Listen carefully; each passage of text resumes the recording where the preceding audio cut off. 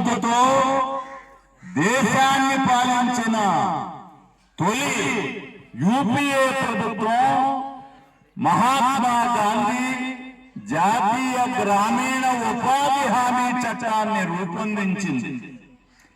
పని పొందడానికి హక్కుగా మార్చిన ఈ చట్టాన్ని పక్కన పెట్టాలని నిర్ణయించడం పేదలపై కేంద్ర ప్రభుత్వం చేసిన క్రూర దాడే.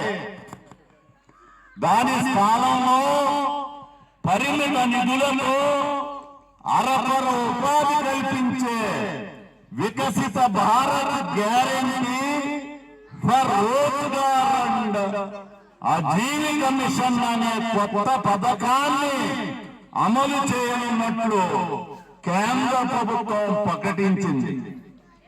చట్టానికి ఇప్పటిదాకా ఉన్న మహాత్మా గాంధీ పేరును కూడా నూతన బిల్లులో తొలగించారు. మహాత్మా గాంధీ జాతీయ గ్రామీణ ఉపాధి హామీ చట్టం అమలు గ్రామాల ఆర్థిక సామాజిక స్థాయిలో ఆశ్చర్యకరమైన మార్పును తీసుకువచ్చింది. కేంద్ర ప్రభుత్వం గణాంకాల ప్రకారమే గ్రామీణాభివృద్ధికి ఇది గొప్పగా దోహదపడింది. గ్రామీణ నిరుద్యోగానికి కొంతవరకు పరిష్కారంగా నిలిచింది.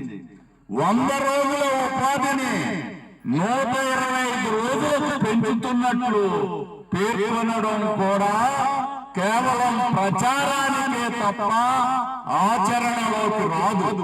ఈ నేపథ్యంలో పేద ప్రజలకు అన్ని విధాల హాని చేసే కేంద్ర ప్రభుత్వ చర్యను ప్రతిఘటించాల్సిన బాధ్యత ప్రతి ఒక్కరిపైన ఉంది. అందుచేత పోరాడదాం. ప్రజాస్వామ్యం, సోషలిజం, దేశ విముక్తి కోసం.